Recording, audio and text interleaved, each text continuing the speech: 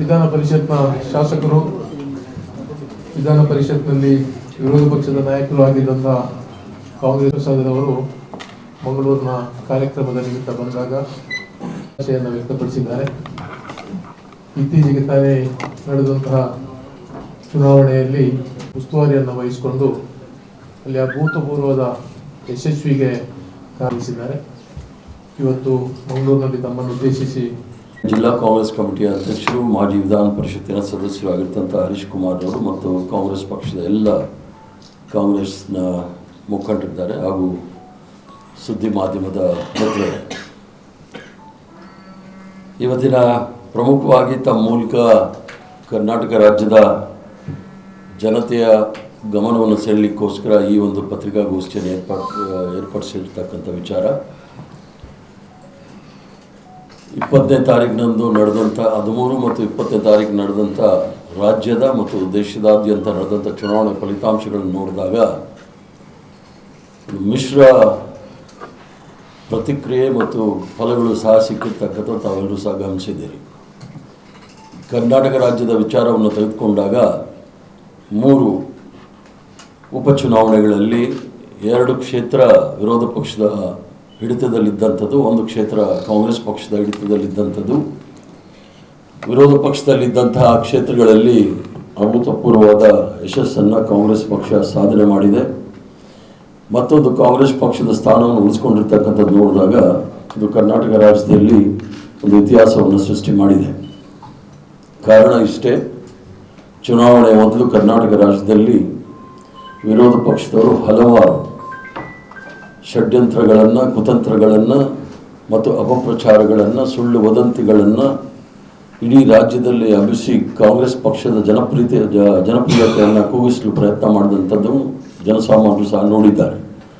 ಮೊದಲನೇದಾಗಿ ನಾವು ಕೊಟ್ಟಂಥ 5 ಗ್ಯಾರಂಟಿಗಳ ಬಗ್ಗೆ, ತದನಂತರ ವಾಕ್ ವಿಚಾರದಲ್ಲಿ ಇಲ್ಲ ಸಲ್ಲದ ಆರೋಪಗಳನ್ನು ಮಾಡ್ತಕ್ಕಂಥದ್ದು, ಭ್ರಷ್ಟಾಚಾರದ ಆರೋಪಗಳನ್ನು ಮಾಡ್ತಕ್ಕಂಥದ್ದು ಮತ್ತು ED, CBI, IT ಸಹ ದುರುಪಯೋಗಪಡಿಸಿಕೊಂಡು ಸತತ ಪ್ರಯತ್ನವನ್ನು ಮಾಡಿದ್ರು. ಕರ್ನಾಟಕ ರಾಜ್ಯದಲ್ಲಿ ಯಾವುದಾದ್ರೂ ರೀತಿಯಲ್ಲಿ ನಾವು ಕಾಂಗ್ರೆಸ್ ಪಕ್ಷವನ್ನು ಸೋಲಿಸಬೇಕು ಅಂಥೇಳಿ ಕರ್ನಾಟಕದ ಜನತೆ ಒಳ್ಳೆಯ ತೀರ್ಪನ್ನು ಕೊಟ್ಟಿದ್ದಾರೆ. ಅದಕ್ಕೋಸ್ಕರ ಕಾಂಗ್ರೆಸ್ ಪಕ್ಷದ ಪರವಾಗಿ ವೈಯಕ್ತಿಕವಾಗಲೂ ಸಹ ನಾನು ಆ ಒಂದು 3 ಕ್ಷೇತ್ರ ಮತ್ತು ಕರ್ನಾಟಕದ ಜನತೆಗೆ ವಂದನೆಗಳನ್ನು ಸಲ್ಲಿಸಲಿಕ್ಕೆ ಬೀಳ್ತೇನೆ.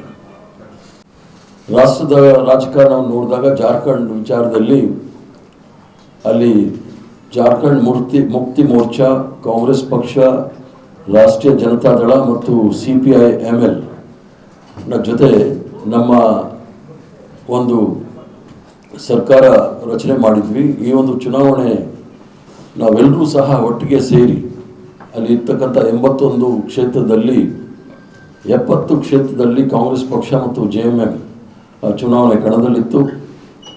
RJD 6 ಕ್ಷೇತ್ರದಲ್ಲಿ, ಕಮ್ಯುನಿಸ್ಟ್ 2 ಕ್ಷೇತ್ರದಲ್ಲಿ ಚುನಾವಣೆ ಸ್ಪರ್ಧೆಯಲ್ಲಿತ್ತು. ನಾವು ಹೋದ ಬಾರಿ ಏನು 16 ಸೀಟ್ಗಳನ್ನು ನಾವು 30 ಕ್ಷೇತ್ರದಲ್ಲಿ ಸ್ಪರ್ಧೆ ಮಾಡಿದ್ವಿ. 40 ಕ್ಷೇತ್ರದಲ್ಲಿ JMM ಸ್ಪರ್ಧೆ ಮಾಡಿತ್ತು. 30 ಕ್ಷೇತ್ರದಲ್ಲಿ ನಾವು 16 ಕ್ಷೇತ್ರಗಳನ್ನು ಗೆದ್ದಿದ್ದೀವಿ.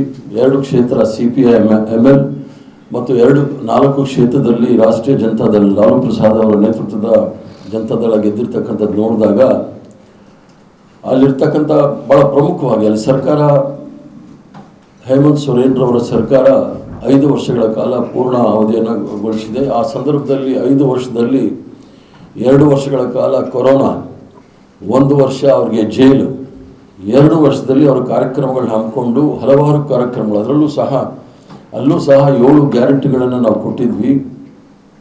ಮಯ್ಯ ಸನ್ಮಾನ್ ಯೋಜನಾ ಅಂತ ಹೇಳಿದ್ರೆ, ಮಯ್ಯ ಅಂತ ಹೇಳಿದ್ರೆ ಅಕ್ಕ ತಂಗಿಯರ ಸನ್ಮಾನ ಅಂಥೇಳಿ ಆ ಒಂದು ಕಾರ್ಯಕ್ರಮನ ಹಮ್ಮಿಕೊಂಡಿದ್ವಿ. ಅದರ ಅನುಗುಣವಾಗಿ ಪ್ರತಿ ಮಹಿಳೆಯರಿಗೂ ಸಹ 1,000 ರೂಪಾಯಿಗಳನ್ನು ಕೊಡ್ತಾ ಇದ್ವಿ. ಈ ಡಿಸೆಂಬರಿಂದ ಅದು 2,500 ಕೊಡ್ತೀವಿ ಅಂಥೇಳಿ ಘೋಷಣೆ ಮಾಡಿ, ಮತ್ತು 7 kg ಅಕ್ಕಿ, 200 ಯೂನಿಟ್ ವಿದ್ಯುತ್ ಶಕ್ತಿಯನ್ನು ಉಚಿತವಾಗಿ ಕೊಡ್ತಕ್ಕಂಥ ಕಾರ್ಯಕ್ರಮ, ಇವೆಲ್ಲವನ್ನೂ ಸಹ ಮಾಡಿ ಸುಮಾರು 81 ಕ್ಷೇತ್ರದಲ್ಲಿ 27 ಕ್ಷೇತ್ರ ಆದಿವಾಸಿಗಳಿಗೆ ಮೀಸಲಾಗಿರ್ತಕ್ಕಂಥ ರಾಜ್ಯ ಅದು. 9 ಕ್ಷೇತ್ರದಲ್ಲಿ ದಲಿತರಿಗೆ ಮೀಸಲಾತಿ ಇರ್ತಕ್ಕಂಥ ಕ್ಷೇತ್ರ. ಆದಿವಾಸಿಗಳು ಇರ್ತಕ್ಕಂಥ ಕ್ಷೇತ್ರದಲ್ಲಿ ಸಂಪೂರ್ಣವಾಗಿ ಎಲ್ಲೂ ಸಹ ಅವರು ಅಷ್ಟು ಗೆಲ್ಲಲಿಕ್ಕೆ ಸಾಧ್ಯನೇ ಆಗಲಿಲ್ಲ. ಅವರ ದಿಗ್ಗಜಗಳೆಲ್ಲರೂ ಸಹ ಚುನಾವಣೆಯಲ್ಲಿ ಸೋತಿದ್ದಾರೆ.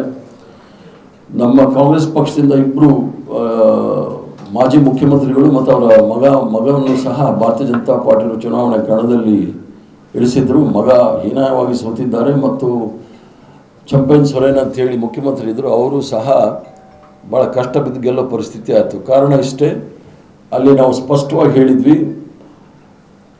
ಅಲ್ಲೂ ಸಹ ಜನಗಣತಿಯ ಆಧಾರದ ಮೇಲೆ ಪ್ರತಿಯೊಬ್ಬರಿಗೂ ಸಹ ಸಂವಿಧಾನದ ಆಶಯಗಳ ಅನುಕೂಲಗಳು ದೊರಕಿಸಬೇಕು ಅಂಥೇಳಿ ಏನು ರಾಹುಲ್ ಗಾಂಧಿಯವರು ಇಡೀ ರಾಷ್ಟ್ರದಲ್ಲಿ ಒಂದು ಅಭಿಯಾನವನ್ನು ಪ್ರಾರಂಭ ಮಾಡಿದ್ದಾರೆ. ಮೀಸಲಾತಿಯನ್ನು 50% ತೆಗೆದು 75%ವರೆಗೂ ಸಹ ಹೋಗ್ತಕ್ಕಂಥ ಕೆಲಸ ಮತ್ತು ಜಾತಿ ಗಣತಿಯನ್ನು ಮಾಡಿ ಯಾವ್ಯಾವ ಸಮುದಾಯ ಸಂಪೂರ್ಣವಾಗಿ ಕಡೆಗಣಿತ ಆಗಿದೆ ಅದನ್ನು ಸಾಮಾಜಿಕವಾಗಿ, ಶೈಕ್ಷಣಿಕವಾಗಿ, ಆರ್ಥಿಕವಾಗಿ ಸದೃಢಗೊಳಿಸಲು ಅವ್ರಿಗೆ ಹಾಕ್ಕೊಂಡಿರ್ತಕ್ಕಂಥ ಕಾರ್ಯಕ್ರಮ ಒಂದು ಅಭೂತಪೂರ್ವವಾದ ಬೆಂಬಲ ನಮಗೆ ಜಾರ್ಖಂಡಲ್ಲಿ ಸಿಕ್ತು. ಜಾರ್ಖಂಡಲ್ಲಿ ನುಸುಳುಕೋರರ ವಿಚಾರದಲ್ಲಿ ಭಾಳಷ್ಟು ಅಬ್ಬರವಾದ ಪ್ರಚಾರವನ್ನು ಭಾರತೀಯ ಜನತಾ ಪಾರ್ಟಿಯವರು, ಅದರಲ್ಲೂ ಸಹ ಅಸ್ಸಾಂನ ಮುಖ್ಯಮಂತ್ರಿ ಅವರು ಮತ್ತು ಅಮಿತ್ ಶಾ ಅವರು ಮತ್ತು ಪ್ರಧಾನಮಂತ್ರಿ ನರೇಂದ್ರ ಮೋದಿ ಅವರು ನುಸುಳುಕೋರರ ವಿಚಾರ ಗುಸ್ಬೈಟಿ ಅಂತ ಹೇಳಿ ಸಾಕಷ್ಟು ಅಪಪ್ರಚಾರವನ್ನು ಮಾಡಿದ್ರು. ಯಾಕಂದರೆ ಅಲ್ಲಿ ಅಲ್ಪಸಂಖ್ಯಾತರ ಜನಸಂಖ್ಯೆಯೂ ಸಹ ಇರ್ತಕ್ಕಂಥದ್ದು ಮತ್ತು ಆದಿವಾಸಿಗಳು ಸಹ ಇರ್ತಕ್ಕಂಥ ಜನಸಂಖ್ಯೆ, ಅದರಲ್ಲೂ ಸಹ ಬಹುತೇಕ ಕ್ಷೇತ್ರಗಳಲ್ಲಿ ಗುಡ್ಡಗಾಡು ಪ್ರದೇಶದಲ್ಲಿ ನಕ್ಸಲ್ ಚಟುವಟಿಕೆ ಇರ್ತಕ್ಕಂಥ ಈ ಕ್ಷೇತ್ರದಲ್ಲಿ ನುಸುಳುಕೋರರು ಯಾರು ಅಂತ ಹೇಳಿ, ಯಾಕಂದರೆ ಅದು ಯಾವುದೇ ರೀತಿಯ ಅಂತಾರಾಷ್ಟ್ರೀಯ ಗಡಿ ಭಾಗ ಜಾರ್ಖಂಡಲ್ಲಿ ಇಲ್ಲ. ಒಂದು ಭಾಗದಲ್ಲಿ ಉತ್ತರ ಪ್ರದೇಶ, ಮತ್ತೊಂದು ಭಾಗದಲ್ಲಿ ಒಡಿಸ್ಸಾ, ಮತ್ತೊಂದು ಭಾಗದಲ್ಲಿ ಛತ್ತೀಸ್ಗಢ, ಮತ್ತೊಂದು ಭಾಗದಲ್ಲಿ ವೆಸ್ಟ್ ಬೆಂಗಾಲ್ ಇರ್ತಕ್ಕಂಥದ್ರಲ್ಲಿ ನುಸುಳುಕೋರರು ಎಲ್ಲಿ ಬಂದಿದ್ದಾರೆ ಅಂತೇಳಿ ಇವತ್ತಿಗೂ ಸಹ ಅವ್ರು ಹೇಳಲಿಕ್ಕೆ ಆಗಲಿಲ್ಲ. ಯಾಕಂದರೆ ನುಸುಳುಕೋರರು ಬರಬೇಕಾದ್ರೆ ಬಾಂಗ್ಲಾದೇಶ್ ಬಾರ್ಡರ್, ಪಾಕಿಸ್ತಾನ ಬಾರ್ಡರಲ್ಲಿ ಬರ್ತಕ್ಕಂಥದ್ದು, ಅದರ ಜವಾಬ್ದಾರಿ ಕೇಂದ್ರ ಸರ್ಕಾರ ನೋಡ್ಕೊಳ್ಬೇಕಾಗಿತ್ತು. ಇವರು ನುಸುಳುಕೋರರು ಬಂದಿದ್ದಾರೆ ಜಾರ್ಖಂಡ್ಗೆ ಅಂಥೇಳಿ ನಮ್ಮ ಗಡಿ ರಕ್ಷಣೆ ಮಾಡ್ತಕ್ಕಂಥ ಸೈನಿಕರಿಗೂ ಸಹ ಅಪಮಾನ ಮಾಡ್ತಕ್ಕಂಥದ್ದು ನಾವೆಲ್ಲರೂ ಸಹ ಗಂಭೀರವಾಗಿ ತೆಗೆದುಕೊಂಡಿದ್ವಿ. ಆದ್ದರಿಂದ ಇವರು ನುಸುಳುಕೋರರ ಲಿಸ್ಟ್ 11 ವರ್ಷ ಅಧಿಕಾರದಲ್ಲಿದ್ದಾರೆ. ಇವತ್ತಿಗೂ ಸಹ ಎಷ್ಟು ಜನ ನುಸುಳುಕೋರರಿದ್ದಾರೆ ಅಂತ ಪಾರ್ಲಿಮೆಂಟ್ಗಾಗಲಿ ಅಥವಾ ಈ ದೇಶದ ಜನತೆಗಾಗಲಿ ತಿಳಿಸಿಲ್ಲ. ಆದ್ದರಿಂದ ಜನತೆ ಇವರ ಸುಳ್ಳು ಪ್ರಚಾರಕ್ಕೆ ಅಥವಾ ಬೂಟಾಟಿಕೆ ಪ್ರಚಾರಕ್ಕೆ ಬೆಲೆ ಕೊಡದೆ ಜಾರ್ಖಂಡಲ್ಲಿ ಒಂದು ಲ್ಯಾಂಡ್ ಸ್ಲೈಡ್ ವಿಕ್ಟ್ರಿ ಅಂತ ಏನು ಹೇಳ್ತಾರೆ ಆ ರೀತಿ ಕಾಂಗ್ರೆಸ್ ಪಕ್ಷ ನಮ್ಮೆಲ್ಲ ಸ್ಥಾನಗಳನ್ನು ಸಹ ಉಳಿಸ್ಕೊಂಡಿದ್ದೀವಿ. RJD ಅವರ ಬಲವನ್ನು ವೃದ್ಧಿ ಮಾಡಿಕೊಂಡಿದ್ದಾರೆ. ಕಮ್ಯುನಿಸ್ಟ್ ಪಕ್ಷ ಮೊದಲನೇ ಬಾರಿಗೆ 2 ಸೀಟನ್ನು ಗೆದ್ದಿದ್ದಾರೆ. ಇವೆಲ್ಲವನ್ನೂ ಸಹ ನೋಡಿದಾಗ ಬಡ ಜನತೆ ಹಾಗೂ ದುರ್ಬಲ ವರ್ಗದವರು ಈ ಒಂದು ಇಂಡಿಯಾ ಅಲಯನ್ಸ್ಗೆ ಅಚಲವಾದ ನಂಬಿಕೆ ಇಟ್ಕೊಂಡಿದ್ದಾರೆ ಅನ್ನೋದನ್ನು ಭಾಳ ಸ್ಪಷ್ಟವಾದ ಸಂದೇಶವನ್ನು ಕೊಟ್ಟಿದ್ದಾರೆ. ಮುಂದಿನ ದಿನಗಳಲ್ಲಿ ಈ ಹೋರಾಟ ಮುಂದುವರಿಸ್ಕೊಂಡು ಹೋಗ್ತೀವಿ. ಮುಂದೆ ಬರ್ತಕ್ಕಂಥ ಚುನಾವಣೆಗಳಲ್ಲೂ ಸಹ ಒಳ್ಳೆಯ ರೀತಿಯ ಫಲಿತಾಂಶ ಬರುತ್ತೆ ಅನ್ನೋದು ನಮ್ಮೆಲ್ಲರಿಗೂ ಸಹ ಒಂದು ನಂಬಿಕೆ. ಏನಾದರೂ ಪ್ರಶ್ನೆಗಳಿದ್ದರೆ ಕೇಳಿ ಉತ್ತರ ಕೊಡ್ತಾರೆ. ಮಹಾರಾಷ್ಟ್ರದಲ್ಲಿ ಮಹಾ ವಿಕಾಸ್ ಅಘಡಿ ಅಂಥೇಳಿ ಏನು ಕಾರ್ಯಕ್ರಮ ನಾವು ಹಮ್ಮಿಕೊಂಡಿದ್ವಿ, ಅಲ್ಲಿ ನಡೆದಂಥ ಘಟನೆಗಳು, ಈಗ ನಾವು ಸೋತಿದ್ದೀವಿ ಅದಕ್ಕೆ ಹೇಳಿದ್ವಿ ಅಂತ ಹೇಳ್ತಾರೆ. ನಾನು 50 ವರ್ಷಗಳ ಕಾಲ ನಿರಂತರವಾಗಿ ಒಂದೇ ಪಕ್ಷದಲ್ಲಿ ಕಾಂಗ್ರೆಸ್ ಪಕ್ಷವನ್ನು ನಡೆಸ್ಕೊಂಡು ಬಂದಿದ್ದೀನಿ. 90ನೇ ಇಸ್ವಿಯಿಂದ ಹಣಕಾಸು ವಿಚಾರದಲ್ಲೂ ಸಹ ಮುಂದಿಟ್ಕೊಂಡು ನಡೆಸಿರ್ತಕ್ಕಂಥವನು. ಯಾವ ಸಂದರ್ಭದಲ್ಲೂ ಸಹ ಒಂದು ರಾಜ್ಯದ ಚುನಾವಣೆಗೆ ಕಂಟೈನರಲ್ಲಿ ದುಡ್ಡು ಬಂದಿರಲಿಲ್ಲ. ಕಂಟೈನರಲ್ಲಿ ದುಡ್ಡು ಬರುತ್ತೆ ಅಂದರೆ ಲೆಕ್ಕ ಹಾಕೊಳ್ಳಿ, ಅದು ನಿಮ್ಮ ಕೌಂಟಿಂಗ್ ಮಷೀನಲ್ಲೂ ಕೂಡ ಎಣಿಕೆ ಮಾಡದೆ ಬಂದಿರತಕ್ಕಂಥ ದುಡ್ಡು ತೂಕ ಹಾಕಿ ಹಣವನ್ನು ತೆಗೆದುಕೊಂಡು ಬಂದು ಯಥೇಚ್ಛವಾಗಿ ಹಣದ ಬಲವನ್ನು ತೋರಿಸಿದ್ದಾರೆ. ಆದ್ದರಿಂದ ಹಿನ್ನಡೆ ಆಗಿರ್ತಕ್ಕಂಥದ್ದು ಭಾಳ ಸ್ಪಷ್ಟವಾಗಿದೆ.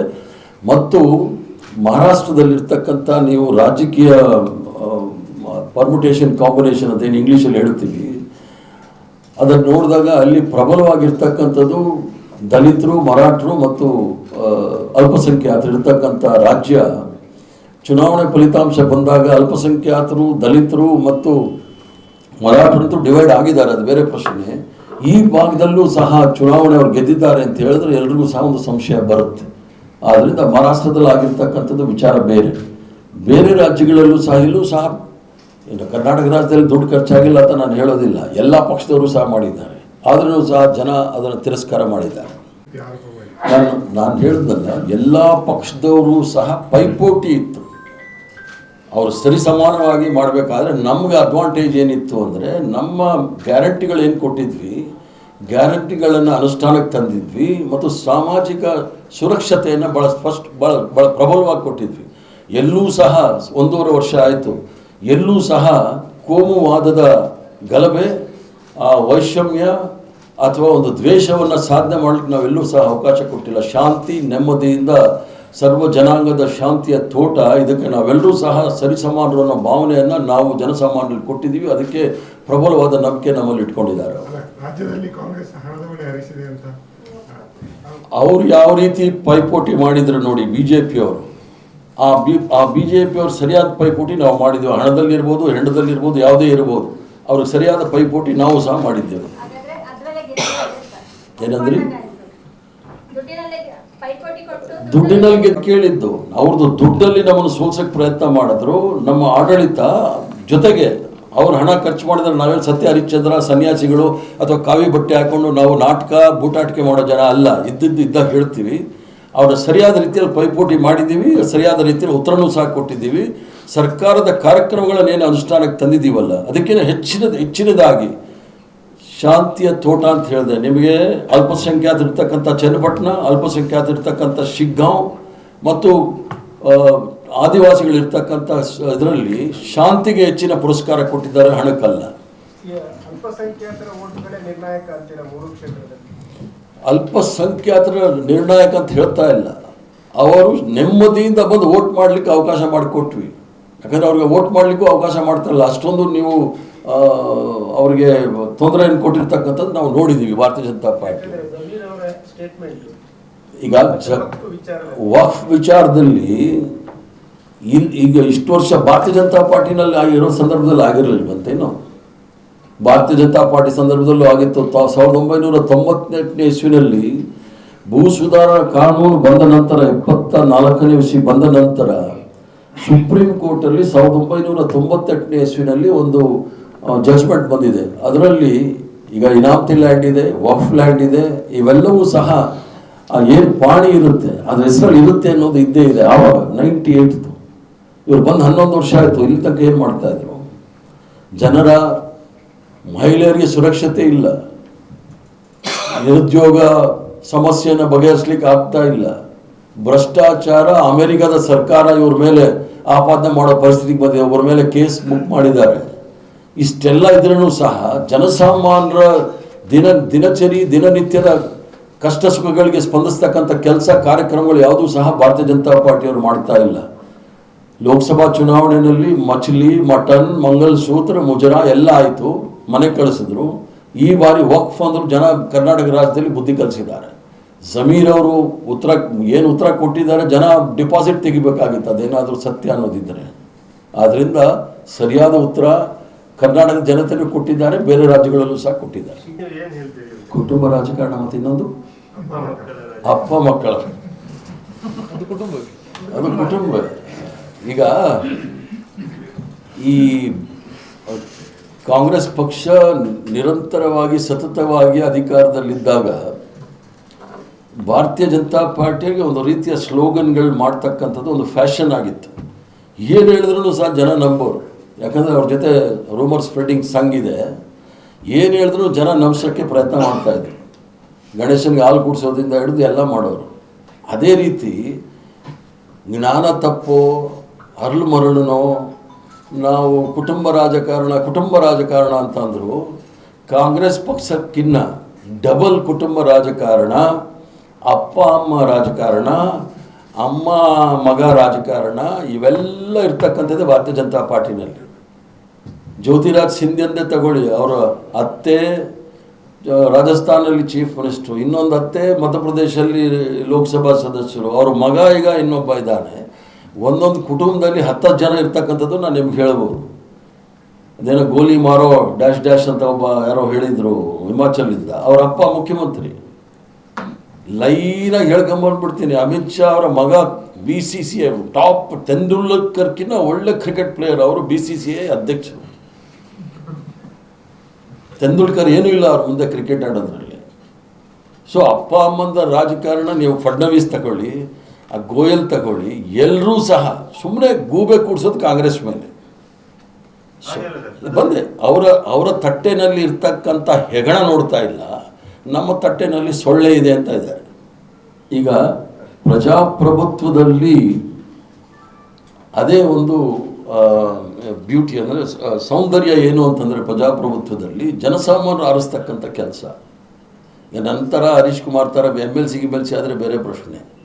ಜನ ಆರಿಸುವಾಗ ಜನಮನ್ನಣೆ ಕೊಟ್ಟಾಗ ನಾವು ಅವ್ರಿಗೆ ಗೌರವ ಕೊಡಬೇಕಾಗತ್ತೆ. ಪ್ರಜಾಪ್ರಭುತ್ವದಲ್ಲಿ ಜನರ ತೀರ್ಮಾನವೇ ತೀರ್ಪೇ ಅಂತಿಮವಾದ ತೀರ್ಮಾನ. ಮಗನೋ ಇನ್ನೊಂದು ಮತ್ತೊಂದು ಮಗದೊಂದು, ಅಥವಾ ಯಡಿಯೂರಪ್ಪನವರು ಮಕ್ಕಳು 3 ಜನನೋ, ಅಥವಾ ನಮ್ಮ ಶೋಭಾ ಕರಂದ್ಲಾಜೆ ಬಂದಂಗೋ ಹೆಂಗೋ, ಒಟ್ಟಲ್ಲಿ BJP ಅವರು ಗೂಬೆ ಕೂಡಿಸೋ ಪ್ರಯತ್ನ ನಮ್ಮ ಕಾಂಗ್ರೆಸ್ ಮೇಲೆ ಮಾಡ್ತಾರೆ. ನಾವು ಗೂಬೆಗಳಲ್ಲ ಅನ್ನೋದು ಅವ್ರಿಗೆ ಗೊತ್ತಿಲ್ಲ. ಉತ್ತರ ಪ್ರದೇಶದಲ್ಲಿ ಗೆಲ್ಬೋದಿತ್ತಲ್ಲ ಎಲ್ಲ, ಮಧ್ಯಪ್ರದೇಶದಲ್ಲಿ ಗೆಲ್ಬೋದಿತ್ತಲ್ಲ ಎಲ್ಲ, ರಾಜಸ್ಥಾನಲ್ಲಿ ಗೆಲ್ಬೋದಿತ್ತಲ್ಲ ಎಲ್ಲ.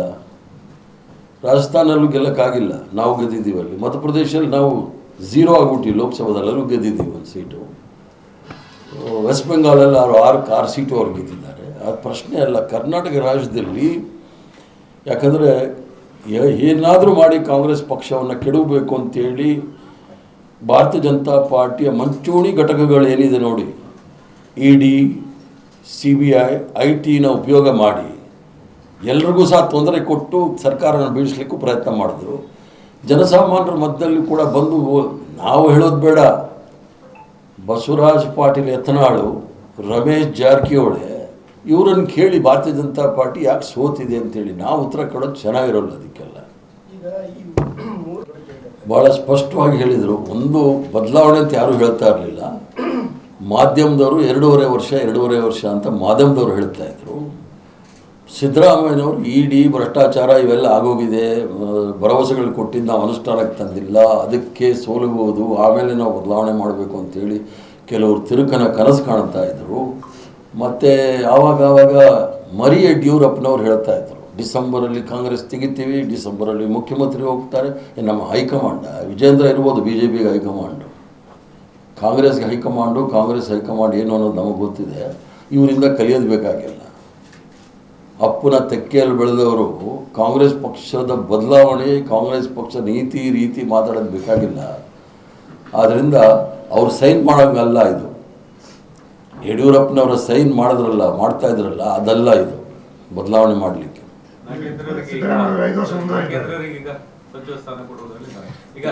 ಈಗ ನಾಗೇಂದ್ರ ಅವ್ರಿಗೆ ಕೊಡೋದು ಬಂದೆ ಅದನ್ನು ಅಲ್ಲೇ ಮುಗಿಸ್ಬಿಡ್ತೇನೆ. ನಾಗೇಂದ್ರ ಅವ್ರು ಕೊಡೋದಾಗಲಿ, ಇನ್ನೊಬ್ಬರು ಕೊಡೋದಾಗಲಿ, it's the prerogative of the chief minister in consultation with the high command ಅಂತ ನಮ್ಮಲ್ಲಿ ಒಂದು ಲೈನ್ ಇದೆ. ಮುಖ್ಯಮಂತ್ರಿಗಳ ಬಿಟ್ಟಿರ್ತಕ್ಕಂಥ ವಿಚಾರ ಹೈಕಮಾಂಡ್ನಲ್ಲಿ ಸಮಾಲೋಚನೆ. ನಂದು ಬಿಟ್ಬಿಡಿ, ನಾನು ಪಕ್ಷದಲ್ಲಿ ದುಡ್ಕೊಂಡು ಬಂದಿರೋನು, ಅದು ಬೇರೆ ಪ್ರಶ್ನೆ. ಪಕ್ಷದಲ್ಲಿ ಕೆಲಸ ಮಾಡ್ಕೊಂಡು ಬಂದಿರೋರು ನಾವು ಇಲ್ಲ ತಂದಿರೋ ಕೆಪಾಸಿಟಿ ಇದ್ದರೆ ನಾವು ಇಡೀ ದೇಶದಲ್ಲಿ BJPಯವರು ಒಂದೊಂದು ತಾಲೂಕು ಲೆವೆಲಲ್ಲೂ ಒಂದೊಂದು ಆಫೀಸ್ ಕಟ್ಬಿಟ್ಟಿದ್ದಾರೆ. ಒಂದೊಂದು ಆಫೀಸ್ ಕಟ್ಟೋಕ್ಕೆ 25 ಲಕ್ಷ ರೂಪಾಯಿ ಖರ್ಚು ಮಾಡಿದ್ದಾರೆ. ಡೆಲ್ಲಿನಲ್ಲಿ ಇರ್ತಕ್ಕಂಥ BJP ಆಫೀಸ್ಗೆ 1800 ಕೋಟಿ ರೂಪಾಯಿ ಖರ್ಚು ಮಾಡಿದ್ದಾರೆ. ಎಲ್ಲ ರಾಜ್ಯದ ಆಫೀಸ್ಗಳಿಗೆ ಸುಮಾರು ಕಮ್ಮಿ ಅಂದರೆ 10-15 ಲಕ್ಷ ಕೋಟಿ ರೂಪಾಯಿಂದ ಕಟ್ಟಿದ್ದಾರೆ. ಆ ಥರ ಇದ್ದಿದ್ರೆ ನಾವು ಕಟ್ಬಿಡ್ತಾ ಇದ್ವಿ. ನಾವು ಅದಕ್ಕೆಲ್ಲ ನಾವು ಕೊಟ್ಟಿದ್ದು ಪ್ರಜಾಪ್ರಭುತ್ವದಲ್ಲಿ ಹಣದ ಬಲಕ್ಕಿಂತ ಜನದ ಬೆಂಬಲ ಇರಬೇಕು ಅಂತೇಳಿ ಜನದ ಬೆಂಬಲದ ಮೇಲೆ ಇದ್ವೇ ವಿನಃ ಅದರ ಹಣದ ಬೆಂಬಲದಿಂದ ಗೆಲ್ತಾ ಇದ್ವಿ ಅಂಥೇಳಿ BJPಯವರು ತೋರಿಸ್ತಾ ಇದ್ದಾರೆ. ಆದ್ದರಿಂದ ಕಂಟೈನರಲ್ಲಿ ತರಬೇಕಾಗಿದ್ರೆ ನೀವು ಯಾರಾದರೂ ಕೊಡ್ತಾರೆ ಅಂಥೇಳಿ ಯಾರೂ ಬೇಡ, ನಾನೇ ತಗೊಂಬರ್ತೀನಿ. ಸಾಬೀತಾಯ್ತಲ್ಲ ಅದು. ಈಗ ಯಾರು ಮುಟ್ಟೋದಿಲ್ಲ ಅಂತ ಅವ್ರು ಹೇಳಿದ್ಮೇಲೆ ಅದನ್ನು ಕೇಳಬೇಕು ಮುಖ್ಯಮಂತ್ರಿಗಳು, ಅವರು ರಾಜ್ಯದ ಮುಖ್ಯಮಂತ್ರಿಗಳು. ಅದು ಬಿಡಿ, ನಾನು ಒಪ್ಪೋದು ಬಿಡೋದು ಬೇರೆ ಪ್ರಶ್ನೆ. ಅವ್ರು ಮುಖ್ಯಮಂತ್ರಿ, ಅವ್ರು ಹೇಳಿದ್ದು ಹ್ಞೂ ಅಂದ್ಕೊಂಡು ಹೋಗ್ತಾ ಇರ್ಬೇಕಷ್ಟೇ. ಕೊಟ್ಟವಲ್ಲ, ಚುನಾವಣೆ ಆಯೋಗಕ್ಕೆ 50 ಕೋಟಿ ರೂಪಾಯಿ ಒಬ್ಬ ಡಿಸ್ಟ್ರಿಬ್ಯೂಟ್ ಮಾಡುವಾಗ ತಾವಡೆ ಅಂತೇಳಿ ಎಲ್ಲ ರಾಜಕೀಯ ಕಾರ್ಯಕರ್ತರು ಹೋಗಿ ಹಿಡಿದು ಹೋಟ್ಲಲ್ಲಿ ಹಿಡಿದ್ರೆ 9 ಲಕ್ಷ ಮಾತ್ರ ಇದ್ದು ಅಂತೇಳಿ ಹೇಳ್ತಾರೆ ಎಲೆಕ್ಷನ್ ಕಮಿಷನ್. ಅದಕ್ಕೆ ಎಲೆಕ್ಷನ್ ಕಮಿಷನ್ ಕೂಡ ಅವ್ರದ್ದೊಂದು ಅಂಗ ಆಗಿಬಿಟ್ಟಿದೆ ಭಾರತೀಯ ಜನತಾ ಪಾರ್ಟಿಯವ್ರದ್ದು. ಮತ್ತು ಇನ್ನೊಂದು ಕಡೆ ತಾವಡೆ ಒಂದಾಯಿತು, ಇನ್ನೊಂದು ಕಡೆ ಕ್ಯಾಂಡಿಡೇಟು ಹಣ ಡಿಸ್ಟ್ರಿಬ್ಯೂಟ್ ಮಾಡುವಾಗಲೂ ಹಿಡಿದಿದ್ದಾರೆ. ಆದ್ದರಿಂದ ಸಂಪೂರ್ಣವಾಗಿ ಅಂಪೈರು ಸೇರಿ ಮ್ಯಾಚ್ ಆಡುವಾಗ ಅಂಪೈರು ಒಂದು ಟೀಮ್ ಜೊತೆ ಸೇರಿಬಿಟ್ರೆ ಅವ್ರು ಗೆಲ್ಲೋದು ಗ್ಯಾರಂಟಿ. ಈಗ ನೋಡಿ, ಭಾಳ ಸ್ಪಷ್ಟವಾಗಿ ಹೇಳ್ತೀನಿ, ನನ್ನ ರಾಜಕೀಯದ ಅನುಭವದಲ್ಲಿ ಅಲ್ಪಸಂಖ್ಯಾತರಲ್ಲಿ ಬಹುತೇಕ 90% ಜನ ಈ ಕೋಮುವಾದಿ ಪಕ್ಷಗಳಿಗೆ ವೋಟ್ ಮಾಡೋದಿಲ್ಲ. ದಲಿತರಲ್ಲಿ 90% ಸಂವಿಧಾನವನ್ನು ಬದಲಾವಣೆ ಮಾಡ್ತೀನಿ ಅಂತ ಹೇಳೋ ಜನಕ್ಕೆ ವೋಟ್ ಮಾಡೋದಿಲ್ಲ. ಆ ಕ್ಷೇತ್ರಗಳಲ್ಲಿ ಅವರು ಹೆಚ್ಚಿನ ಮತ ತೆಗೆದುಕೊಂಡಿದ್ದಾರೆ ಅಂತ ಹೇಳಿದ್ರೆ ಎಲ್ರಿಗೂ ಸಂಶಯ ಇರುತ್ತೆ. ಅರ್ಧ ಗಂಟೆನಲ್ಲಿ ಈಗ 5 ಗಂಟೆಗೆ ಎಲೆಕ್ಷನ್ ಮುಗಿಯುತ್ತೆ, 6 ಗಂಟೆಗೆ ಮುಗಿಯುತ್ತೆ ಅಲ್ವಾ ಲೋಕ ಸಾಹೇಬ್ರೆ? 6 ಗಂಟೆಗೆ ಮುಗಿಯುತ್ತೆ. ಅರ್ಧ ಗಂಟೆನಲ್ಲಿ 15% ವೋಟ್ ಜಾಸ್ತಿ ಆಗಿರೋದು ಎಲ್ಲಿಂದ ಆಗುತ್ತೆ? ಬಂದೆ ಅದೇ ಪ್ರಶ್ನೆ ನಾವು ಮಾಡಿದ್ದೀವಿ. ಅದು ಹೆಂಗೆ ನೀವು ಮಾಡಿದ್ದೀರಿ? ಈಗ ನಾವು ಹೊರಗಡೆ ಬಂದಾಗ 61% ಏಜೆಂಟ್ಗಳೆಲ್ಲ ಬಂದಾಗ, ಹೊರಗಡೆ ಬಂದಮೇಲೆ 67% ಕೆಲವು ಜಾಗದಲ್ಲಿ 60 ಇದ್ದಿದ್ದು 67. ಹೀಗೆ ಅದು ಕಂಪ್ಲೇಂಟ್ ಕೊಟ್ಟಿದ್ದಾರಲ್ಲ, ಫಾರಮ್ 17C ಫಾರಮ್ ಕಂಪ್ಲೇಂಟ್ ಕೊಟ್ಟು ಬಂದಿದ್ದೀವಿ. ಅದರ ಮೇಲೆ ಕ್ರಮ ಆಗೋದಿಲ್ಲ. ಅದಕ್ಕೆ ನಾನು ಹೇಳಿದ್ದು, ಅಂಪೈರ್ ಸೇರಿಕೊಂಡು ಮ್ಯಾಚ್ ಆಡಿಸಿದಾಗ ಯಾವ ಇದು ಟೀಮ್ ಪರವಾಗಿರ್ತಾರೆ ಅವ್ರು ಗೆಲ್ತಾರೆ. ಅಥವಾ ಅಲ್ಲಿ ಕೊಟ್ಟಂತ ಸ್ಲೋಗನ್ ಬಟ್ಟೆಂಗೆ ಕಟ್ಟೆಂಗೆ ಅಥವಾ ಏಕೆ ಸೇರ್ಪೆ ಇದು ವರ್ಕೌಟ್ ಆಯ್ತಾ? ಬಟ್ಟೆಂಗೆ ಅಥವಾ ಕಟ್ಟೆಂಗೆ ಅಂದರೆ ಜಾಸ್ತಿ ವರ್ಕೌಟ್ ಆಗಬೇಕಾಗಿದ್ದು ಜಾರ್ಖಂಡಲ್ಲಿ. ಜಾತಿ ಹೆಸರಲ್ಲಿ, ಧರ್ಮದ ಹೆಸರಲ್ಲಿ ಬಟ್ಟೆಂಗೆ ಮಾಡಿರೋದೇ ಇವರು. ಕಟ್ಟೆಂಗೆನೂ ಮಾಡ್ತಾ ಇರೋದು ಇವರೇ ಜಾತಿ ಹೆಸರಲ್ಲಿ. ನಾವು ಪಡೆಂಗೆ ಅಥವಾ ಬಡೆಂಗೆ ಅಂತೀವಿ ನಾವು. ಪಡೆಂಗೆ ಅಂದರೆ ಓದೋದು, ಬಡೆಂಗೆ ಅಂದರೆ ಮುಂದೆ ಹೋಗೋದು. ಓದಿದ್ರೆ ಮುಂದೆ ಹೋಗ್ತಾರೆ. ಅವರು ಬಟೆಂಗೆ ಕಟ್ಟೆಂಗೆ ಅಂತೇಳಿ ಜೀವನ ಪೂರ್ತಿ ಅದೇ ಮಾಡಿರೋದು. ಕಪಡಾ ಸೆ ಪಹಚಾನ್ ಲೋ, ದಾಡಿ ಸೆ ಪಹಚಾನ್ ಲೋ ಅಂತ ಯಾರು ಹೇಳ್ತಾ ಇದ್ದಿದ್ದು? ವಿಶ್ವಗುರು ಎಲ್ಲೋದ್ರೂ ಭಾಷಣ ಹೊಡಿತಾರೆ. ಮಚ್ಲಿ, ಮಟನ್, ಮುಜರಾ, ಇದನ್ನು ಕಟ್ಟೆಂಗೆ ಅಲ್ವಾ? ಈ ದೇಶದ ನೆಲದಲ್ಲಿ ಯಾರು ಹುಟ್ಟಿದಾನೆ ಅವನು ಭಾರತೀಯ. ಈ ದೇಶದ ಭೂಮಿನಲ್ಲಿ ಯಾರು ಹುಟ್ಟಿದ್ದಾನೆ ಅವನು ಈಸ್ ಎನ್ ಇಂಡಿಯನ್. ಅವ್ರನ್ನ ನೀವು ಕಟ್ಟೆಂಗೆ ಬಟ್ಟೆಂಗೆ ಅಂದರೆ ಗುಸುಬೈಟಿಗಳು, ನುಸುಳುಕೋರರು ಇವರೇ.